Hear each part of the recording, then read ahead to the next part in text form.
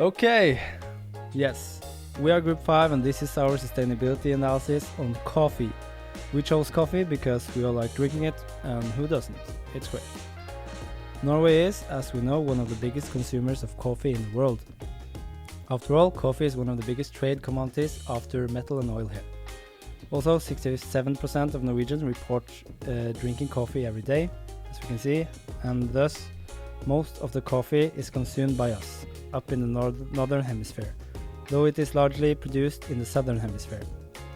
This leads to pollution from transportation, so we have considered moving the coffee production to lessen the greenhouse gas emissions. The line of coffee production causes a series of environmental issues, including deforestation and drought. It takes 26,400 liters of water to grow just 1 kilo of coffee. Climate change is also making it increasingly harder to grow the coffee, and the total coffee growing area is thought to be reduced by 50% in 2050. At this rate, wild coffee will go extinct in only 100 years. We have chosen to investigate the many ways of preparing coffee once it has reached the consumer. The coffee industry is responsible for most of the environmental impact, but the consumer can also make choices to lessen the strain on the planet. So there are several ways to consume coffee and make coffee, and some ways are definitely more harmful than others.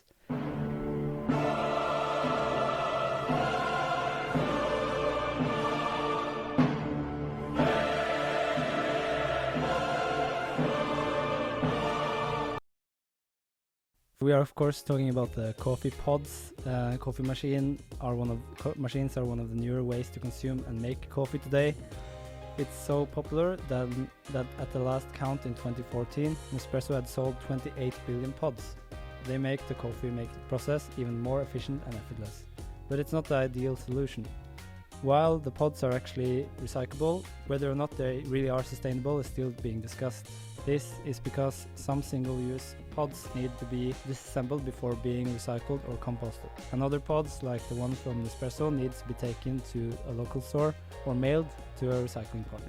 In addition, the use of raw materials, intensive manufacturing process, and often unnecessary extra individual or display packaging makes the pods not environmentally friendly. So there are two ways to try and solve the problems with single-use pods. The first one is to make the coffee pods more sustainable within itself. There are already several methods of doing this in the market today, including reusable coffee pods. So we can see if it's possible to increase the reusable coffee pod's reach in some way. The second solution could be to make it more appealing to use other methods. The reason coffee pods became so popular is because they are easy and efficient, even though they often are more expensive and lack in quality.